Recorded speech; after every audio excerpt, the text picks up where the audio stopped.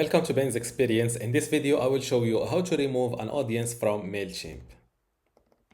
This is Mailchimp.com website, and first I will log in to my account by filling my username and password here. Click on login. Once you're inside your account, just click on Audience Dashboard below Audience. Then click on Manage Audience from the right and scroll down to View Audiences. Select the audience you want to remove and click on this Delete Audience button.